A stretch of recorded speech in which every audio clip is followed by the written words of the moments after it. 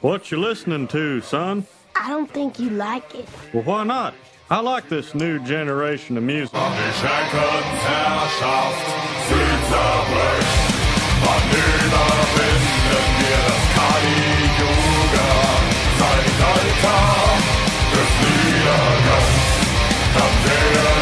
it, Bobby! You keep this up, you're gonna turn into a bona fide chud. It's time for our favorite esoteric land.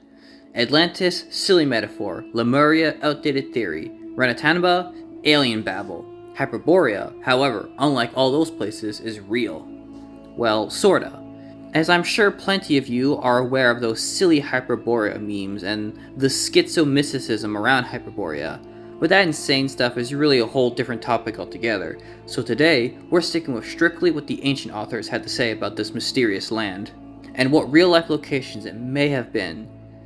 Now, let's take a look at what they claimed. The earliest official partially surviving source that mentions Hyperborea is from the 7th century BC Greek poet Aristeas, but his story is told to us through Herodotus, so take this with a Carthage level of salt.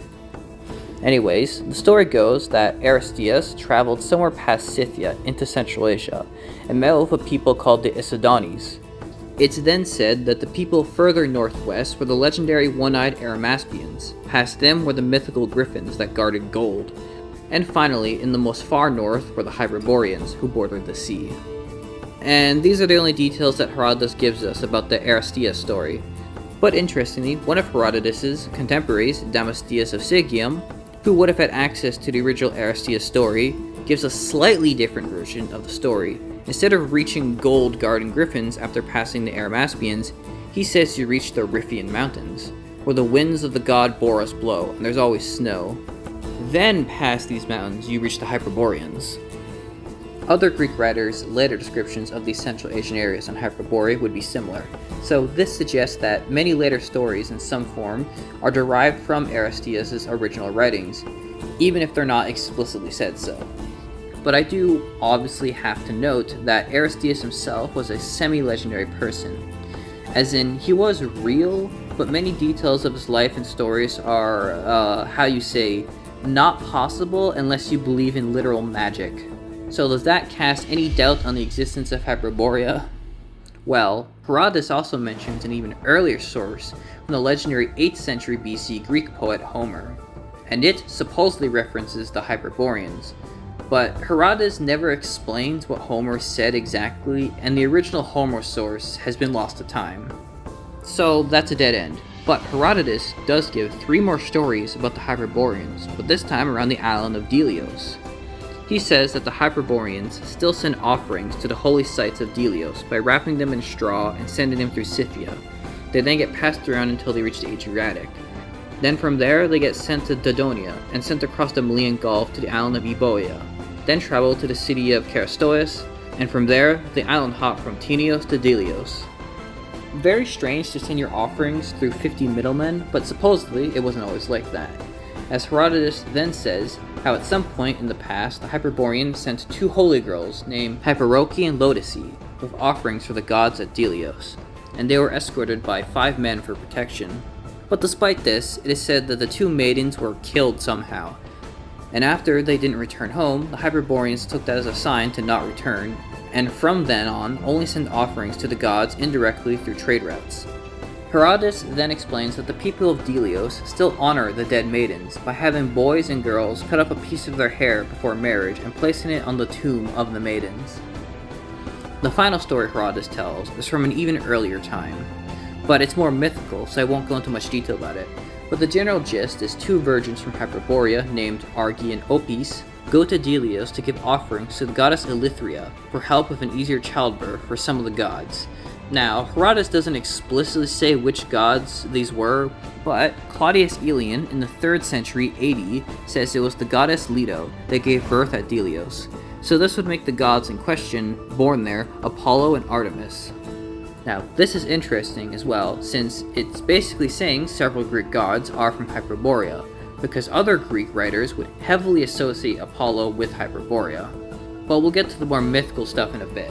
So with Herodotus, we have 2 different types of stories to infer Hyperborea's location, If we go with the Aristeas story alongside Herodotus' understanding of geography, then it would place Hyperborea somewhere in northern Asia, with the Riphean Mountains between them and the Central Asian Isodones as being possibly the Ural Mountains. However, a more wacky theory I read from J.D.P. Bolton is he argued that all the groups mentioned by Aristeas weren't necessarily all super north of each other, but were at least further east. And the Riphean Mountains were actually the Altai or similar Central Asian mountains. And the Isodones and other nomadic peoples all lived a difficult, harsh life in their steppe environment. Hearing stories of a land of a large stable food source and luxuries further east of these mountains, they would of course idolize it to mythical status.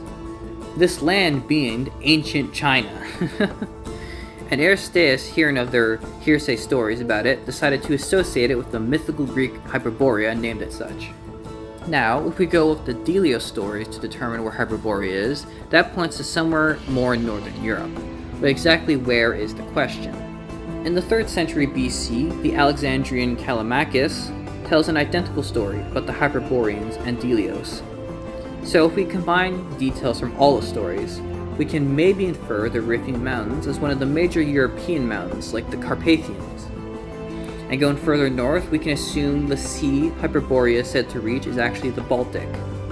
This version would line up with the known south trade routes like the Amber Road from the Baltic to the Adriatic. Would line up nicely with the Delios stories, eh? So now we have 3 different locations for Hyperborea. Oh, but there's more!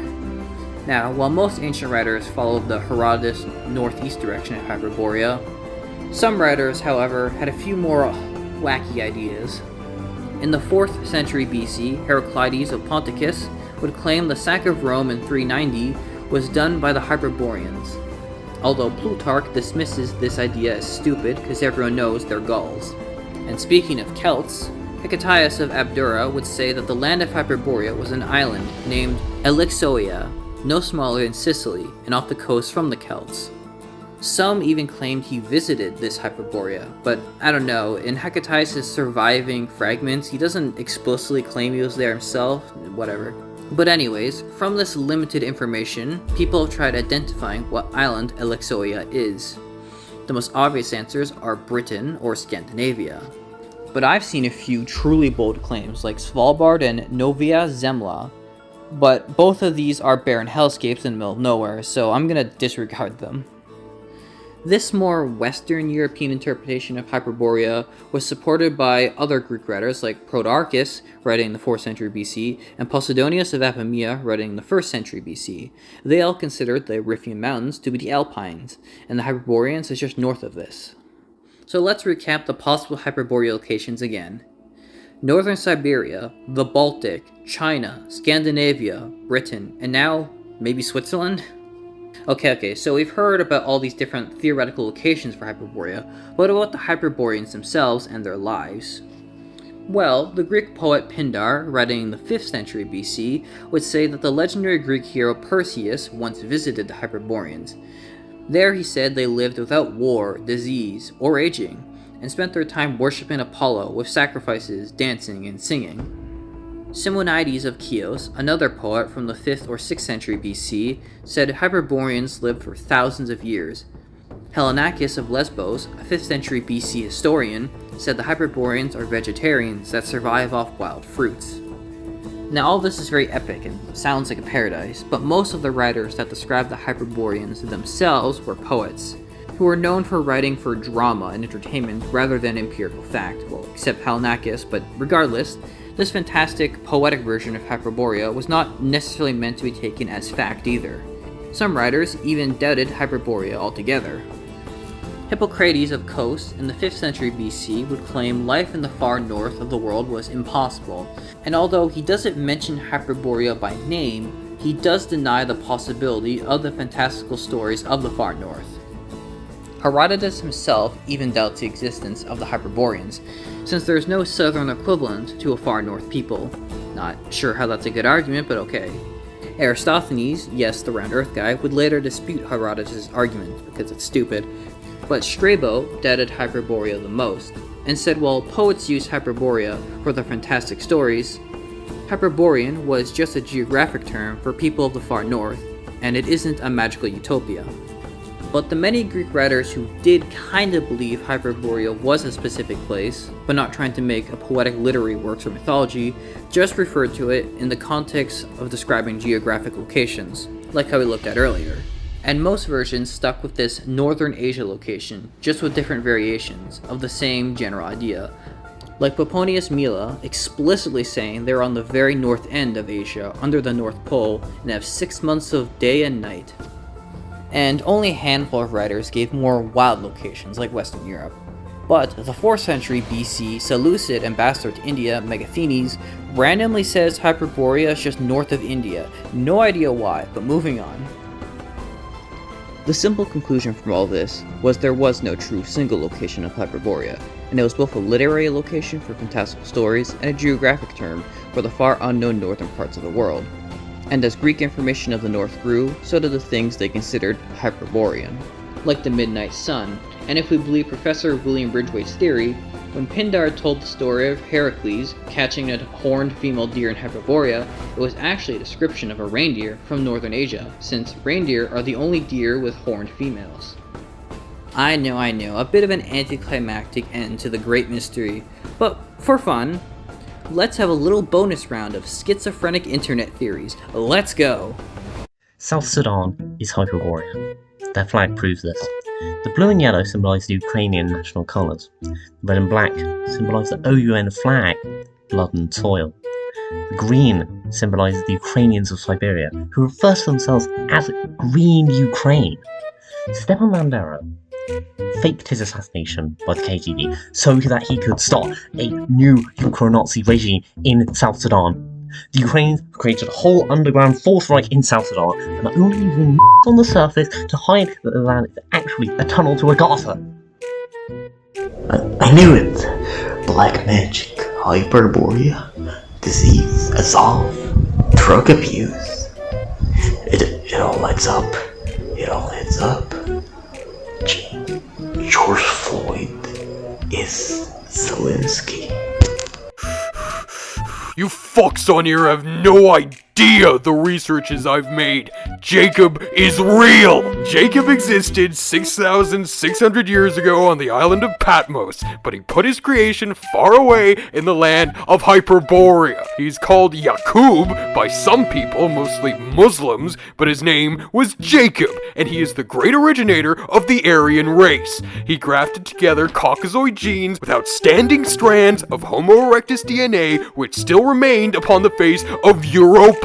He then placed his creation, the great indomitable race, far in the north, in Kola, where one day the Bolshevik menace would attempt to drill a great hole to attempt to destroy the remaining font of the Aryan spirits. But all that the Bolshevik laboratories achieved was to awaken the Aryan spirits within the ancestral homeland. The Aryans, so long oppressed after the fall of the hero, now realized their predicament. You'll say I'm crazy, but that is the government telling you. That's what Kamala Harris, Volodymyr Zelensky, and George Soros want you to believe. But in 2017, not long after the Bowling Green massacre, which was real, there was in fact an expedition to the island of Patmos. The findings showed an ancient laboratory filled with grafting equipment and ancient sperms of the first Aryans grafted from the Caucasoids. But George Soros and the Bilderberg Group, they shut down the researchers. But I have in contact with me a great scientist from the researchers, and he is telling me what happened on Patmos.